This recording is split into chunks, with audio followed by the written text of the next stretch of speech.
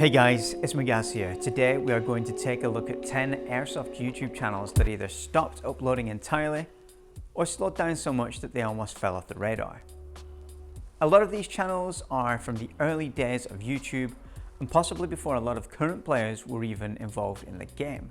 So consider this a little bit of a history lesson and a deep dive into some of the channels that inspired me in my early days of creating content. Before we jump in, head down to the comments and let me know your top favorite Airsoft channel. Whether that channel is still uploading or, like the 10 we are about to take a look at here, a little bit more inactive. I'm always keen for to see new content, so I'll go and take a look at those. The channels we're about to list are not in a, hey, this one's number 10, so it's the least favorite, and this one's number 1, so it's the best order. I'm going through them in no particular order. It's just a bunch of channels that I really like. So with that said, when somebody says Airsoft Sniper video, your mind will almost undoubtedly jump to Novrich, Kicking Mustang or House Gamers. But back before scope cameras were readily available, and the best way to capture the shot in the air was by bodging a DV camera onto your rifle, there was a British Airsoft sniper taking the scene by storm. Bodge-ups, or Wayne, ran a successful sniper gameplay channel from 2013 to 2019, amassing over 100,000 subscribers and 11.6 million views. His gameplay was a little more lighthearted than Kicking Mustang and Novrich, but with just as much skill and attention to detail. I found the Bodge-ups channel around 2015, right when I was taking my first steps into turning this channel into solely Airsoft related content. I was in bed one evening with some kind of virus that left me running for the bathroom to throw up way too much. His channel was recommended and I just started binging the content. I was immediately hooked and hit the sub button. Sadly, Wayne decided to stop creating content, finding himself burned out and losing interest in Airsoft and instead chasing a subscriber count goal. He made it to 100,000 and decided to call it a day at that point. At this time, his channel was growing rapidly alongside Novrich, and in my opinion, if he had continued, it could have grown to be one of the largest Airsoft sniper channels. If you haven't seen his content, it comes highly recommended. Definitely worth a few hours of binging. Next, we have a channel that could have grown massively if he had continued. A channel that at its peak rivaled Kicking Mustang and the massive levels of drama surrounding the channel. Of course, it's Matt the Musketeer. The Matt the Musketeer channel started way back in 2012 as a gaming channel, featuring gameplay from Call of Duty, DayZ, Battlefield and Arma. It wasn't until 2 years later that Matt would upload his first Airsoft gameplay video, shot at one of my local sites, Swap Fortress. Rip in peace, Fortress. This one video and the reaction to that video by his already sizable following would completely change the direction of the channel. Through 2014, Airsoft content started to appear more and more regularly before becoming the main focus of the channel in 2015. Matt's fast-paced, aggressive gameplay and video game-inspired editing could be seen as a precursor to content creators like Names Nico, who also creates videos that look and feel fast, fun, and like a video game. The channel would grow massively over the next 3 years, becoming, and I quote, England's #1 Airsoft channel. His content and gameplay style was both loved and hated by those who followed him. Similar to the fanbase around Kicking Mustang, Matt had groups of people who would analyze and break down his footage in an attempt to prove that he was cheating or try to have him banned from local sites and complain to game staff if he turned up to an event. This pressure would eventually lead Matt to take a step back from creating content in 2018. Being hounded and constantly criticized for creating free entertainment in an industry that you love would definitely start to bring you down. Matt would go on to sell the channel outright to an unknown group for an undisclosed sum. In an exclusive interview with Airsoft Nation, Matt seemed confident that the new owners would continue to grow the channel going forwards. Currently, nothing has been uploaded to the channel since the change of ownership, but his extensive back catalogue of impressive gameplay videos are still available on the channel. The next entry isn't so much an inactive channel, it still uploads very regularly and is continuing to grow, but the hosts that made the channel what it was in its golden era have moved on to new careers. And it's those two old school Airsoft GI hosts we are talking about. The Airsoft GI channel is the YouTube presence of one of the US's largest retailers, Airsoft GI. It's almost guaranteed that you've heard of it, and it's an easy bet that if you have heard of it, you're probably either already subscribed or very familiar with their content. If you are a reasonably new player, however, you might not have scrolled far enough back into their back catalogue to see the golden age of the channel when Tim and Bob were the hosts. Tim was the original host of the channel dating back to around 2007 when the content was very basic with little production value. During the first 2 years, the content was primarily overviews of the products that they stocked. But as the years passed, we started seeing more interviews, PSA style videos, challenges, and even gameplay videos, which always left me feeling massively uneasy because they mounted either some kind of phone or a weird camera with a similar form factor to a phone onto the side of their guns to shoot some of the footage, and that giant LCD screen being an easy target always had me on edge. The content was fun, however, and ahead of its time. It's around this era that we start to see more of Tim's character come out, and he cements himself as a bona fide YouTube Airsoft celebrity. Shortly after this, we are introduced to Bob the Axeman Hildebrand, who becomes a mainstay feature on the channel and eventually took over the hosting duties after Tim's exit in 2013. The rapport between Tim and Bob was what made the channel what it was. They held events called TVB, Tim vs Bob, where people would side with their favourite host with an ongoing story arc that continued over several events. After Tim left, Bob still held our attention and continued his zany antics with his Nerf axe, hence the name Axeman, mismatched gloves, and playing CQB so hard he puked in his mask. Bob helped grow the channel massively until he also left in 2016.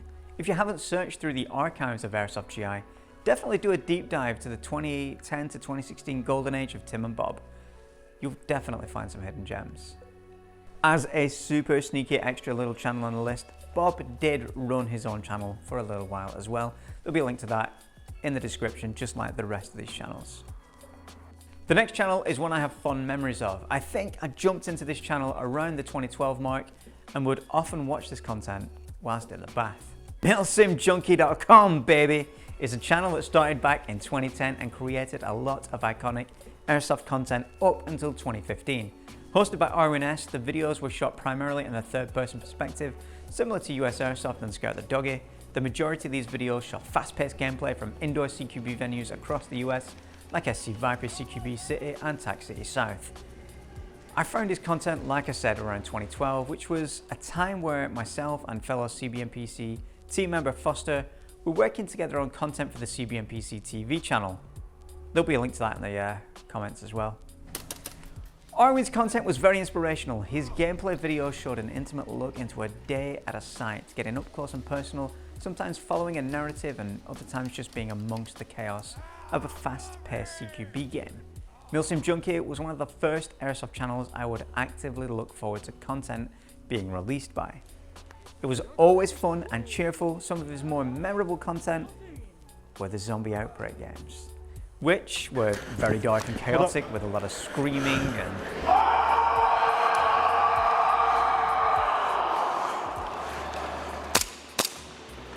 these videos were always intense and fun.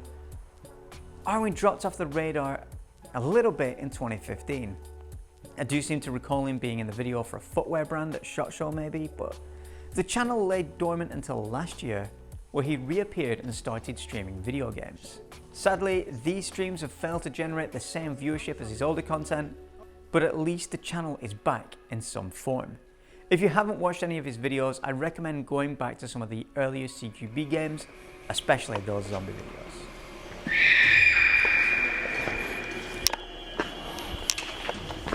We got a walker.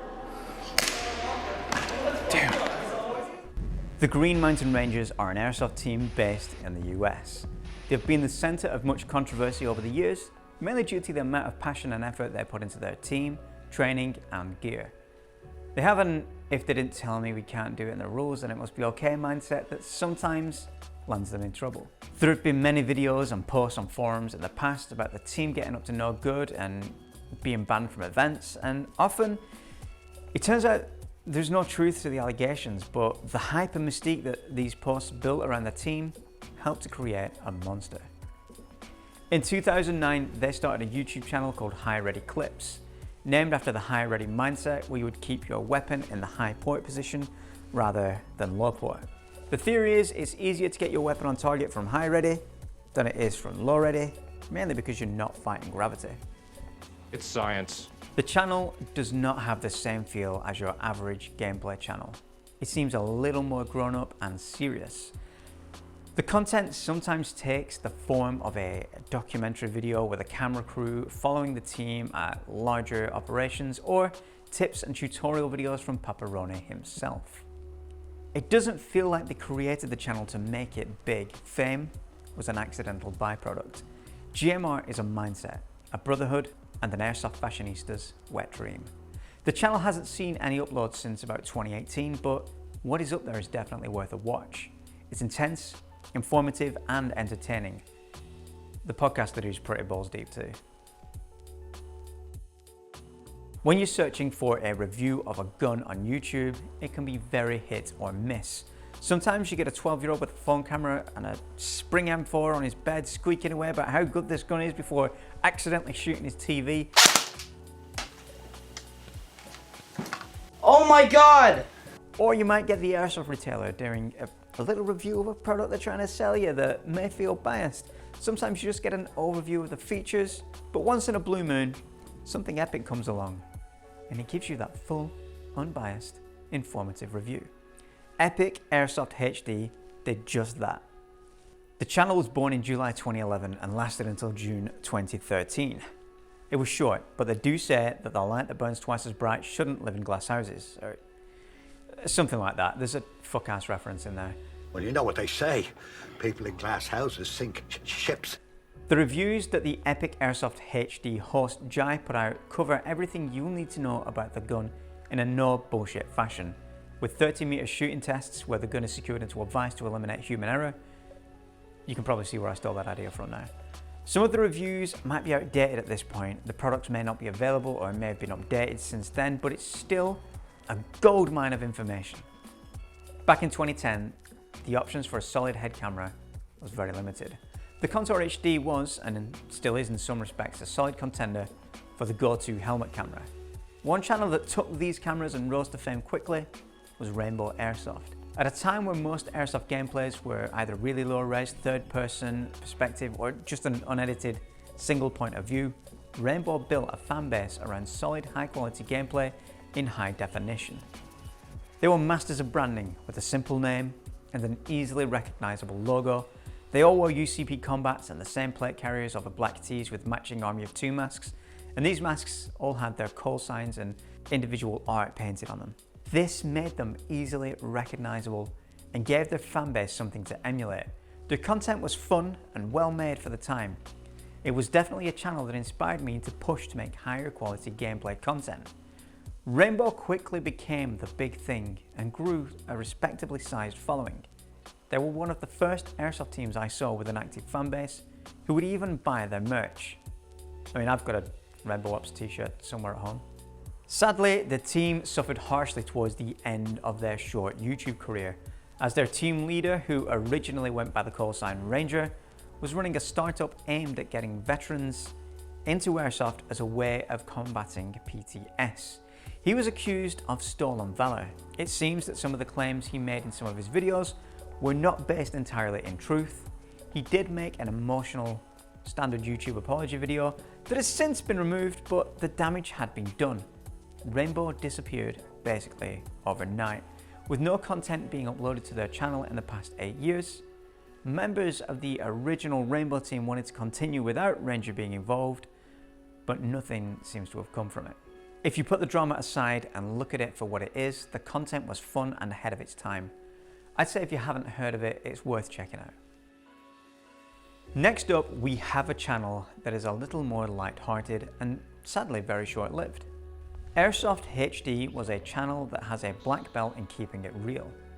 Making obvious references to the About page on their channel aside, Airsoft HD was a Canadian channel, I believe it was Canadian based on the accents and snow, that started in January 2011 and lasted until April 2012.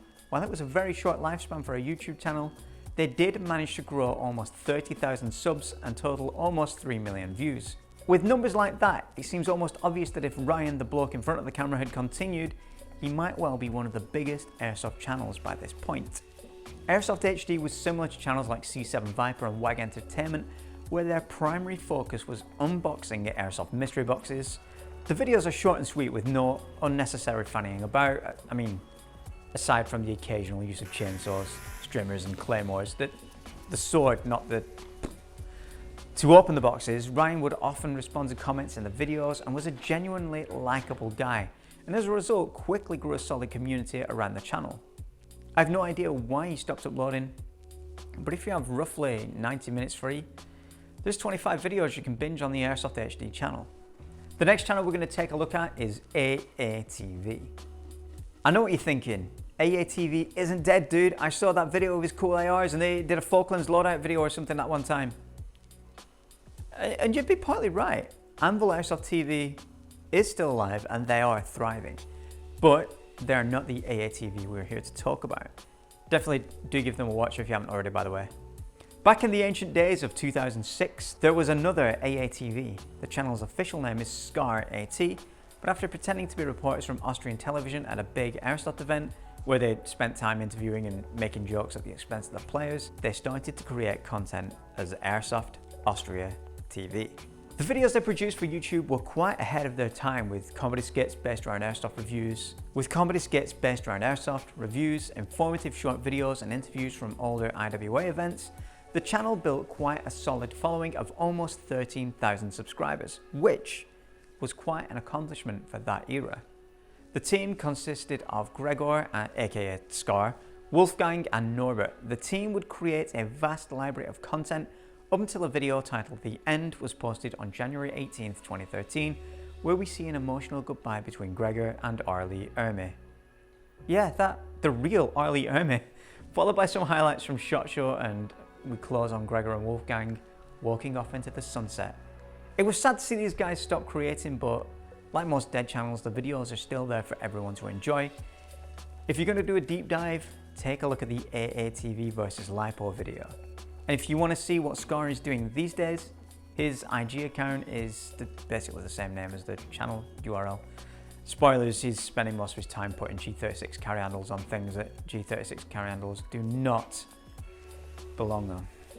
The final channel we're going to talk about is one that you might have already heard of. If you've been around the Airsoft communities on Facebook over the past few years, a name that will, no pun intended, have come up at least once in your feed is Will Greenwood. Will is a genuinely really nice guy who had a short career as an Airsoft YouTuber. His channel, Hype Airsoft or Willy McFlippy, was born in January 2014 and uploaded until November 2018. In that time, Will accrued almost 13,000 followers. While there are only a handful of videos that remain on the channel, they are short, sweet, and usually pretty funny. You can get through the entire back catalogue of his channel in about half an hour, so it's a no-brainer to go and take a look. Also, there's an interview with him on this channel. Definitely go take a look. So there we have it, 10 channels that pumped out amazing content, but for one reason or another stopped entirely or slowed down massively. I hope that some of these channels do make a return in the future. I am fairly sure a bunch of them are dead and gone forever, which is really sad, but at least the content still remains for people to enjoy. If this is the first time you're hearing about some of these channels, it is definitely worth hitting the sub button on them. If you think I've missed an amazing channel, let me know in the comments down below and I'll go and take a look. Also, if you are new to this channel, I'd love to have you go and hit that subscribe button. I create all sorts of different Airsoft content, from gameplay, reviews, interviews, and things like this. If you want to see stuff like that in your subscription feed, hit that subscribe button. And remember, you can jump onto our Patreon as well at patreon.com/cbnpc, which helps fund this channel and our podcast, Balls Deep. Also, a big shout out to our only patron, Bradshaw Crafts. Dude, you're fucking awesome. Thanks for staying on board with us for so long. For now, I'm Magaz. This has been another Top 10 video. And remember, kids, the air may be soft, but our balls are hard. Fuck me, my legs are gone to sleep.